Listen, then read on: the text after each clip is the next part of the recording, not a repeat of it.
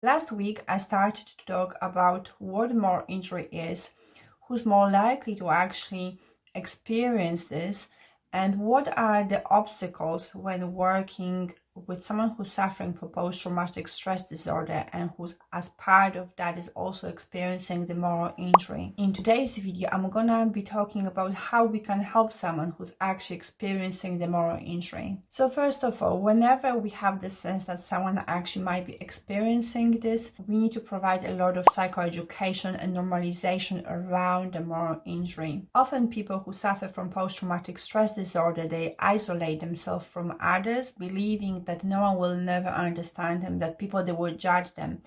So actually being able to help them to pass through this belief, it might be a huge step already in the recovery. So by providing psychoeducation, by telling the person about the research and how you work with the moral injury, we provide a lot of normalization.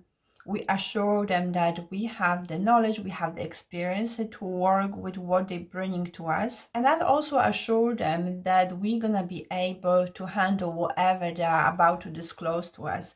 Because sometimes some patients, they might be actually worried that by disclosing certain things to us, they might damage us, they might overload us with the information, and they can harm us. Also, for some people, it might be actually helpful to read accounts of other people who maybe went through similar things as they did. Another way of helping the person to actually overcome the moral injury is by asking them Socratic questions, and also asking them to imagine what they would say to their friend who actually experienced exactly the same thing as they did. As I talked about it last week, people who suffer from moral injuries, they can actually experience really high levels of shame and guilt, and because of that, they can actually withdraw, isolate, and then in turn, as a result of that, they might not come to the therapy, or even when they're in therapy, they might be quite resistant to actually sharing their experiences. And in some cases, it might be that actually unconsciously,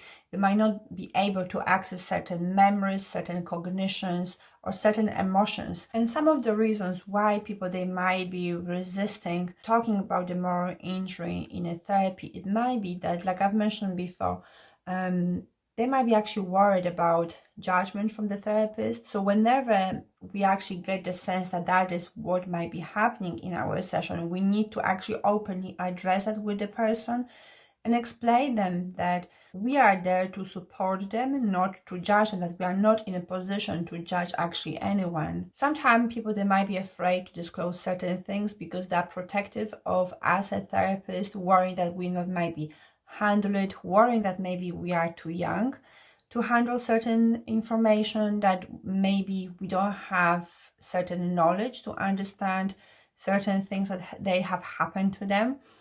And again, if we get a sense that that is what might be happening in the session, we have to openly actually talk to the person about it. In some cases, war veterans, they might be worried that they will disclose information that is covered by the Offshore Secrets Act. And if this is the case, then we just need to help them, making sure that they don't use any names or dates or names of any locations. And then also we can assure them that we are not interested in those details, that we are only interested in their experiences. And in some cases, when working with the moral injury, we have to remember that people, they might actually disclose to us actual crime. And in those situations, it might be that we will have to then actually report this to external organizations. And when working with people like that, we need to make sure that the person fully is aware of the confidentiality rules. And even though we mention confidentiality to all our patients in our first session, it is important in some cases to actually remind them about it later on. And this is only so that we strengthen the trust in this relationship. In a case where normally we work with trauma, first of all, we focus on building fairly coherent narrative of what actually has happened. Once we have done that, we can move to restructuring. But in a case when someone actually experiencing the moral injury, very often the shame, guilt, and anger are really high. So in those cases, we don't go to restructuring first, but we work on the cognitions that the person is associating with certain events that has happened around the trauma. So we're gonna first of all choose what are the hotspots, so what are the most distressing points of the trauma. Then we're gonna also have a count of what cognitions person has around those hotspots and what meanings they ascribe to those hotspots, and then we actually work with them. So sometimes those understandings, meanings that the person gives to those hotspots, they can be actually quite distorted. They can be like very black and white way of thinking, and they can actually cause the person a lot of distress. So we're gonna actually work with those cognitions to help them to develop more balanced way of looking at what actually has happened there, and that would then reduce the distress that they're experiencing at the moment.